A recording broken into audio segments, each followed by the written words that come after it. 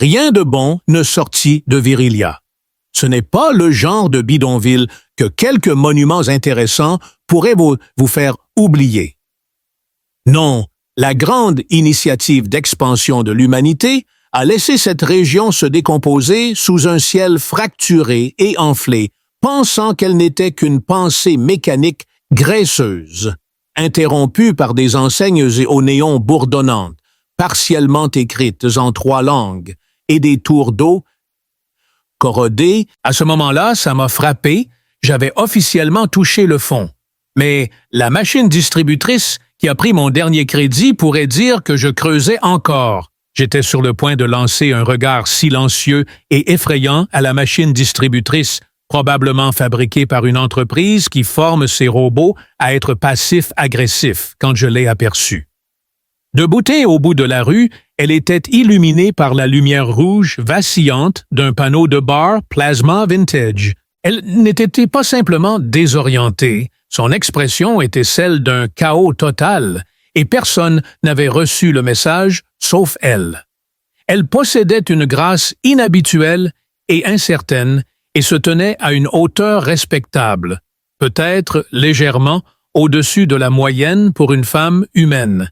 Elle possédait une grâce inhabituelle et incertaine et mesurait une taille respectable, peut-être légèrement au-dessus de la moyenne pour une femme humaine.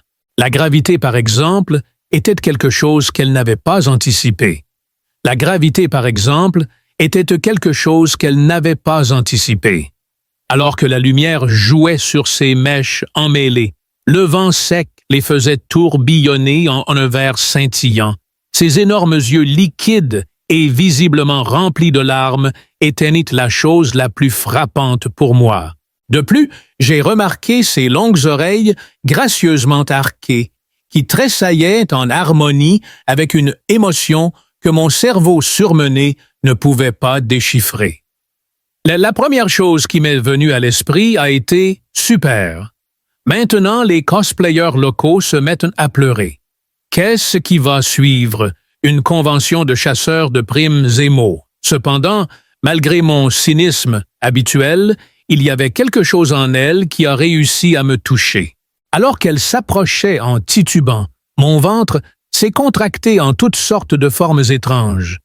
Elle semblait à la fois familière et étrangement familière en même temps. Un simple mètre nous séparait. Alors qu'elle s'arrêtait, sa bouche tressaillit comme pour former un mot, mais tout ce qui en sortit fut un murmure à peine audible et tremblant. « Maison » cria-t-elle encore une fois cette fois, avec plus de volume. L'entendre le prononcer donnait l'impression que c'était soit une prière, soit une sentence de mort. Je plissais les yeux. J'ai jeté un coup d'œil autour de moi pour m'assurer que personne ne prévoyait de me faire une blague avec une caméra cachée. Mais je dois admettre que je suis plutôt flatté. Je crois que tu es à quelques galaxies de trouver ton chez-toi cependant. Avec une prise presque désespérée, ses longues mains délicates et curieusement articulées s'accrochèrent à l'avant de ma veste. Ces larmes n'étaient pas de simples gouttes d'humidité quand nous étions proches, comme si elles étaient menotissées de lumière pure, elles scintillaient des microprismes reflétant la lumière déclinante des lampadaires. Un bip retentit sur ma console de poignet. Une alarme extrêmement forte et frénétique qui n'avait été entendue qu'une seule fois auparavant. Alerte concernant une anomalie de catégorie rouge. Alors que je baissais les yeux, je vis l'auréole cramoisie vibrer autour d'elle. « Amen » murmurai-je entre mes dents. Eh bien, il semble que l'univers soit en train de s'effondrer sur moi juste pour essayer de grignoter quelque chose de décent.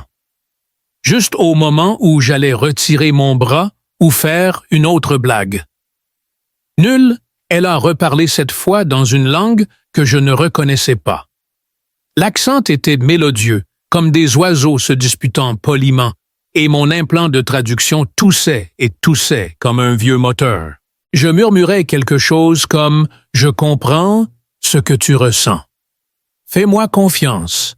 Quand tout ce que j'avais, c'était du statique, le mot est passé. Avez-vous déjà essayé de discuter avec une machine à sous? Ce qui semblait être une tentative de sourire est sorti tordu et torturé. Mais il y avait une lumière dedans, un véritable éclat chaleureux, luttant pour survivre en elle alors que ses oreilles tressaillaient et que des étoiles brillaient au-dessus. C'était vraiment le genre de cauchemar existentiel. Une longue note paresseuse indiquait que la patrouille des anomalies aléatoires de la ville avait détecté quelque chose qui ne leur plaisait pas. Donc je savais comment ils opéraient, étourdir d'abord, poser des questions profondément personnelles et invasives ensuite. « D'accord, écoute, » dis-je en baissant la voix et en regardant autour. « Tu n'es évidemment pas d'ici, et je suis allergique aux décharges électriques par des imbéciles, alors bougeons. » Sans attendre de réponse officielle, je lui ai saisi la main et l'ai entraîné dans une ruelle latérale qui sentait le vieux liquide de refroidissement et les espoirs déchus. La sirène devenait de plus en plus forte derrière nous, rejointe maintenant par le bourdonnement grave d'une barge flottante survolant le ciel et des projecteurs fendant l'air comme des dieux vengeurs. Alors que je peinais à respirer et esquivais des tas de ferraille et des cyber-rates effrayés, je la rassurais en lui disant que c'était juste un jeudi soir comme les autres dans ma routine habituelle. Habituellement, je suis poursuivi par des agents de recouvrement ou les avocats de mes ex-petites amies, mais je me suis dit, pourquoi ne pas ajouter une anomalie extraterrestre en pleurs à la liste? Elle traînait derrière moi en silence, ses pieds nus tapotant légèrement sur le pavé fissuré. Nous nous sommes glissés à l'arrière d'une échoppe de nouilles fermée, coincée entre des barils rouillés et des robots de cuisine anciens qui murmuraient encore dans des langues mortes. Son expression était un mélange de peur d'espoir et de quelque chose d'autre.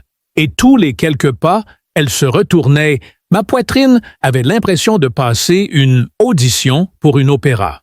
J'ai trouvé un coin faiblement éclairé, tiré une bâche sur nous et attendu mon cœur battant comme un propulseur défectueux. Pendant un bref instant, nous étions seuls, respirant dans les ombres. Ses yeux qui scintillaient légèrement dans l'obscurité ne quittaient jamais les miennes. Peu à peu, elle leva la main et caressa doucement le côté de mon visage, son toucher léger comme une plume.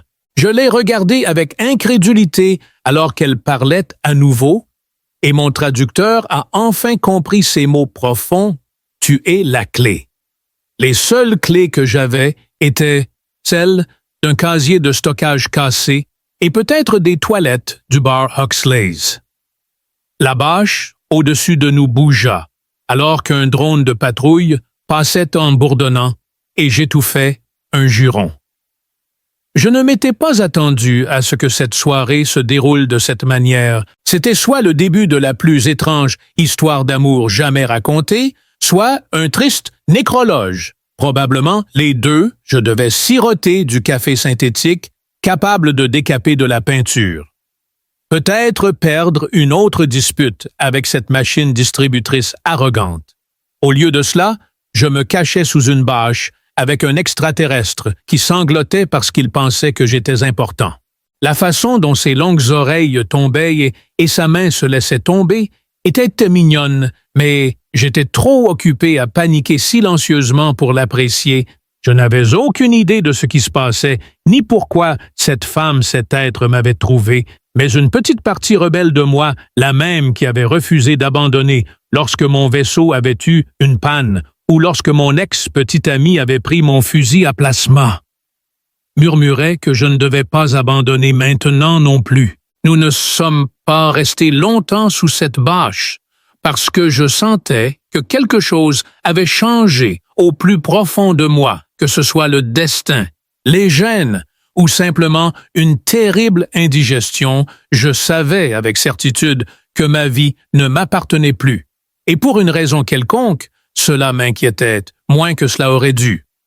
Les drones sur Velia avaient, il s'est avéré, été récemment modernisés avec ce que le fabricant appelait des capteurs olfactifs améliorés, ou, pour le dire autrement, ils pouvaient détecter la peur. Quoi qu'il en soit, nous avions environ 3 minutes avant qu'ils ne nous repèrent, et l'odeur était quelque chose comme un mélange entre des fleurs sauvages trempées par la pluie et un panneau électrique ouvert. J'ai instinctivement atteint la sortie de service à l'arrière de la cabane, considérant mes options courir plus vite ou supplier pour obtenir la clémence. Juste pour que tu saches, je ne suis pas très doué pour ramper. Elle n'a pas ri, mais ses lèvres ont tressailli comme si elle le voulait. Et pendant un instant, j'ai entrevu une pointe d'humour sec derrière ses yeux pétillants. Peut-être que nous n'étions pas si différents après tout. Alors qu'un projecteur balayait l'avant de la cabane, nous avons sprinté dans la ruelle, ignorant les oreilles et le truc du destin cosmique ancien. Je saisis à nouveau sa main, ressentant sa petite force et sa chaleur étrange. Nous avons dévalé les ruelles sinueuses, évitant les déchets et les rares junkbots à moitié conscients, tandis que la ville devenait floue autour de nous. Des arômes vertigineux d'huile frite et d'ozone se mêlent à des immeubles métalliques affaissés maintenus par des câbles électriques effilochés. Le ciel au-dessus, un effet secondaire courant du champ magnétique instable de Varelia, se fend en fines veines de foudre verte. Je pensais que c'était beau avant de réaliser que cela pouvait griller vos implants si vous le regardiez de travers. Nous avons tourné un virage et avons failli entrer en collision avec un homme sur une hoverbike de mauvaise qualité. Il a crié quelque chose d'obscène en nous évitant de justesse. Je l'ai poursuivi et lui lançant quelques commentaires colorés de ma part. « Est-ce normal ?» demanda la femme extraterrestre d'un ton bas, son accent rendant les mots chantants, presque distrayants, par rapport à la douleur dans mes jambes. Alors que nous nous enfoncions dans le marécage d'une place de marché des enseignes au néon, clignotait, promouvant tout de la viande synthétique aux puces mémoire illicites. Sur Virelia. La normalité est relative. Si tu n'es pas poursuivi, arrêté ou dévoré par ton propre robot culinaire, tu es probablement mort. Mon rire était un aboiement aigu et haletant. Alors que nous nous frayions un chemin à travers la foule, comme des danseurs maladroits, j'aperçus son visage et me sentis concentré et déterminé. Mais, de temps en temps, la douleur transperçait brute et réelle, alors que nous plongions tête la première dans le labyrinthe des acheteurs, espérant que les patrouilles nous perdraient de vue dans la cohue. Des bannières holographiques flottaient au-dessus de nous, faisant la publicité de choses que vous ne pouviez définitivement pas vous permettre et que vous ne devriez probablement pas toucher sans une combinaison de protection. Je rassemblais mon courage pour respirer après que nous nous soyons cachés derrière une pile imposante de membres d'androïdes en surplus dont la moitié continuait de trembler de manière menaçante. « D'accord, Altège, tu vas devoir me donner un peu plus que tes regards si profonds et mystérieux. Qu'est-ce qui se passe, bon sang? » Elle s'arrêta un instant, ses oreilles se repliant légèrement, puis elle tira quelque chose de sous son manteau en patchwork. Presque organique, en apparence, l'appareil pulsait doucement dans sa main, son rythme s'harmonisant avec mon propre battement de cœur. « Ceci, dit-elle, sa voix tremblant légèrement, est une pierre de chemin. » Je l'observais avec incrédulité. Elle ne semblait être rien de plus qu'une boule anti-stress sophistiquée, ses sourcils se froncèrent dans ce que je pris pour l'expression universelle de l'idiot. Alors qu'elle tournait l'appareil, une pléthore de symboles holographiques clignotaient devant nos yeux. Ils comprenaient des motifs d'étoiles, des flux de lumière codés et des diagrammes que mon esprit faible traitait rapidement. Cependant, elle m'assura que ce n'étaient même pas des occurrences aléatoires et qu'ils contenaient en réalité la dernière carte de son monde. Les coordonnées, étaient encodés dans ta lignée. J'ai cligné des yeux de surprise et demandé « Attends, est-ce vrai? » À quoi elle hocha la tête solennellement. Je me suis adossé à la pile de bras de robots dont l'un m'a donné une pincée particulièrement désagréable, et tout ce temps, je pensais que la calvitie masculine était de la chose la plus excitante que mes ancêtres m'avaient déléguée. Elle n'a pas souri, mais ses oreilles se sont redressées un peu, ce qui commençait à me faire suspecter que c'était son rire qui se soucie de moi. Elle a mentionné avec désinvolture que tu avais été choisi il y a longtemps. J'ai marmonné quelque chose sur avoir perdu un pari, et comment le passé pulsait à nouveau, envoyant des visions vacillantes dans ma direction. Je veux dire vraiment, il doit y avoir quelqu'un de plus approprié. Comme je ne sais pas, un véritable héros. Me coincer dans les marches me laisse sans souffle, des royaumes interstellaires ornés de cristaux scintillants et d'ombres éthérées, où des vaisseaux naviguent à travers des nébuleuses comme des êtres sentients. Un monde complètement différent des rues sales sur lesquelles nous étions. Une étrange sensation s'éveilla en moi, comme si une force ancienne se réveillait, quelque chose que j'avais depuis longtemps oublié qu'elle existait.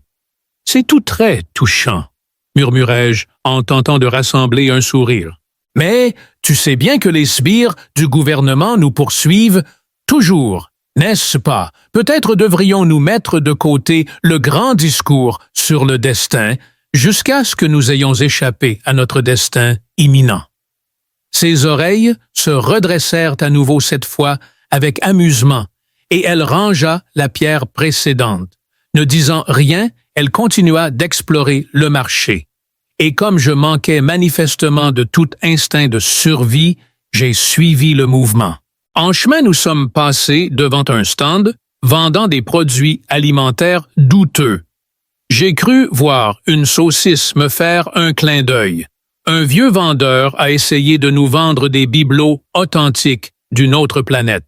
Mais ils ressemblaient à des morceaux de mixeur brisés. « Vous cassez, vous achetez », nous a-t-il crié d'une voix joyeuse, et j'ai renversé une pile de vieux grille-pain. Varelia était peut-être une décharge, mais c'était surtout une décharge honnête. Nous avons couru dans un ancien parking transformé en bazar du marché noir. L'air y était plus épais, chargé du bourdonnement de la technologie illégale et du désespoir. Les vendeurs proposaient tous des grenades gravitationnelles au cœur d'IA de contrebande. J'étais à 90%, certain qu'un placard à balai et une poignée d'hallucinogènes étaient impliqués dans l'un des forfaits de voyage dans le temps proposés par un stand particulièrement ambitieux.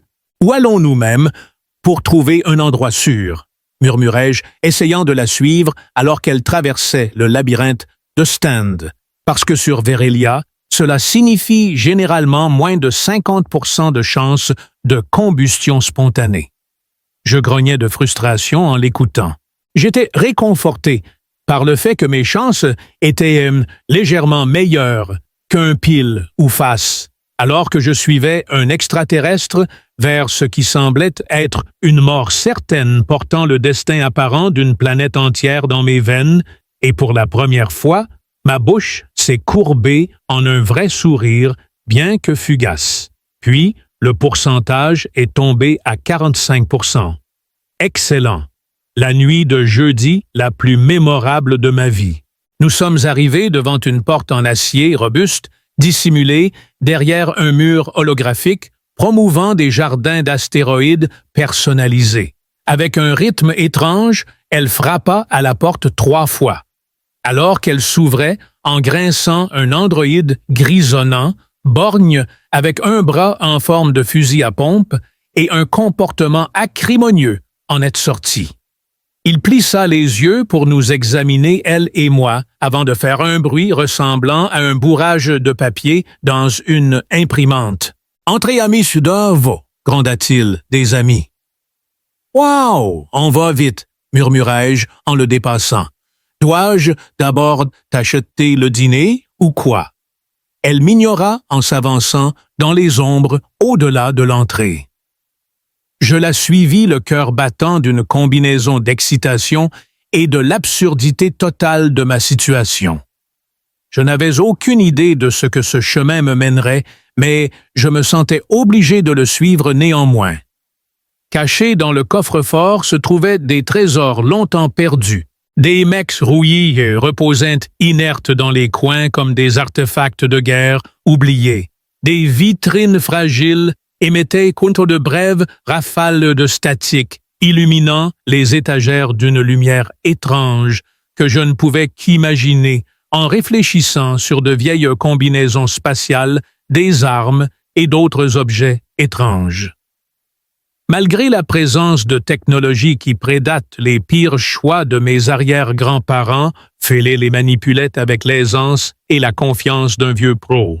On m'a servi une tasse de quelque chose de fumant et de sinistrement violet par notre hôte, l'androïde, avec un bras de fusil à pompe et une moue perpétuelle. J'ai choisi de ne pas en boire parce que j'aimais vivre avec un foie en bonne santé. « D'accord », dis-je à voix basse, mettant mes mains en une démonstration d'excès de confiance. « Maintenant que nous sommes dans un refuge temporaire, je peux enfin commencer à contempler la possibilité d'une crise existentielle. » Avec ses longues oreilles scintillant comme des lames d'argent dans la lumière tamisée, se tourna vers moi. Elle afficha un sourire sincère et désigna un canapé usé qui semblait avoir survécu à 2 guerres civiles. Alors que je m'y affalais, chaque muscle de mon corps grogna en protestation.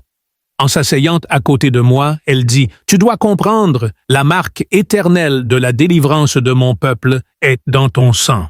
Tu transcendes la condition humaine. Bridgeborn est ton nom. » Est-ce que Bridgeborn est un bébé? Bridgeborn. En plissant les yeux avec suspicion, j'ai répété. C'est assez étonnant.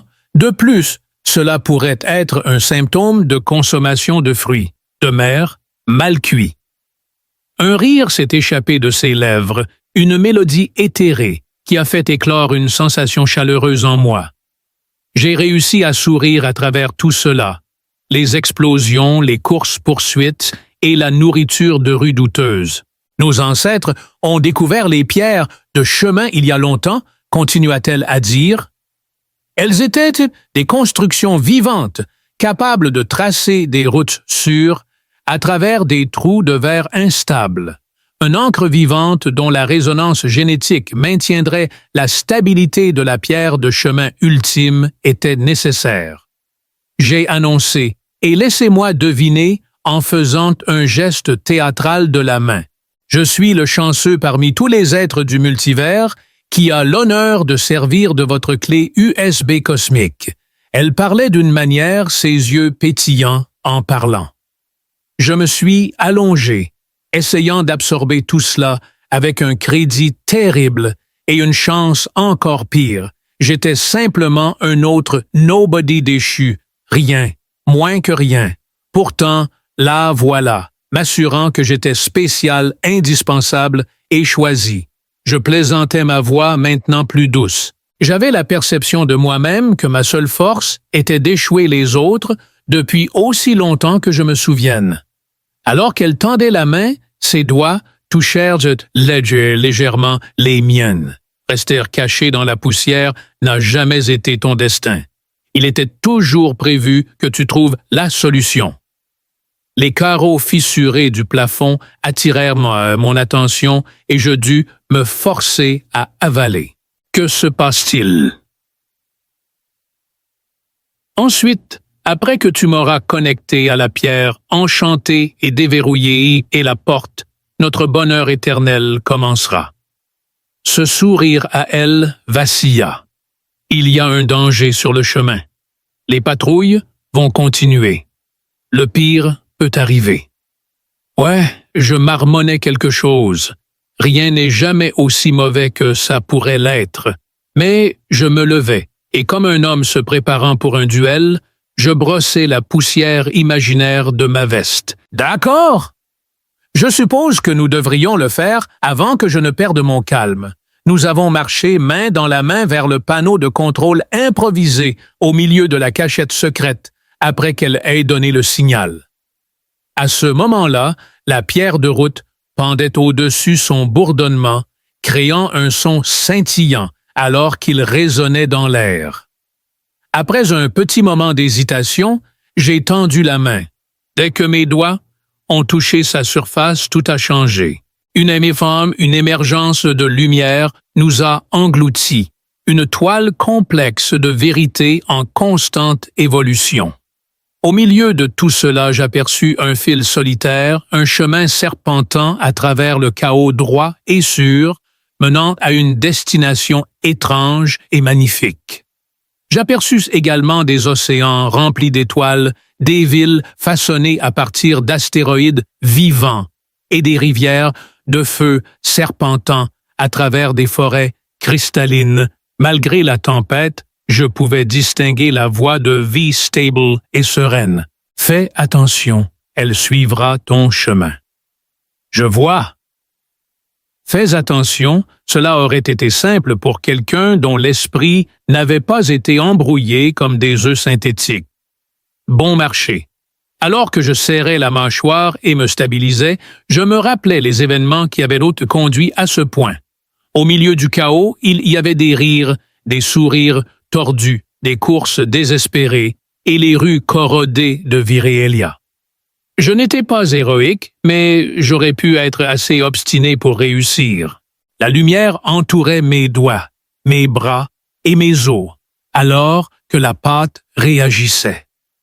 Déverrouillant des souvenirs qui n'étaient pas les miens, je la sentais plonger profondément. Des images du royaume de V, de ses habitants et de leurs aspirations, la pierre de route a libéré une porte dans l'air avec une dernière pulsation résonante créant un tourbillon éthéré et d'étrange de lumière et de son. Des larmes montèrent aux yeux de Vie, une fois de plus alors qu'elle haletait. Cependant, les choses étaient différentes cette fois-ci. De l'espoir, pas de tristesse, pas de dépression, tu l'as fait, murmura-t-elle. La chambre était baignée d'une lumière dorée et chaleureuse, alors que le portail devenait stable. Au-delà, je pouvais distinguer une scène de beauté fantastique à couper le souffle.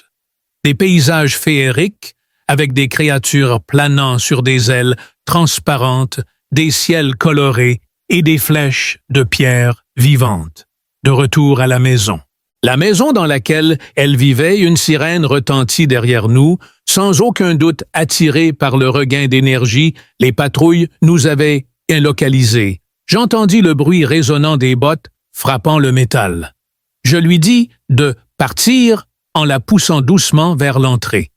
Elle hésita, ses doigts s'accrochant fermement aux miens et dit « C'est ta chance, viens avec moi ». Je clignais des yeux déconcertés. « Tu sais quoi? Je ronfle donc, je ne suis pas la meilleure colocataire. Tu es Bridgeborn. Je vole les couvertures, proclama-t-elle d'une voix en colère. Les patrouilles ont fait irruption par la porte, leurs armes au poing, en criant « Tu fais partie de nous ». L'androïde a levé son bras armé d'un fusil à pompe en signe de défi tout en lançant un avertissement. Il n'y avait pas de temps pour que je délibère. Serrant encore plus fort la main de Veille, je me suis élancé. Dans la fraction de seconde avant que le premier coup de tonnerre ne passe, nous avons plongé tête la première dans le portail.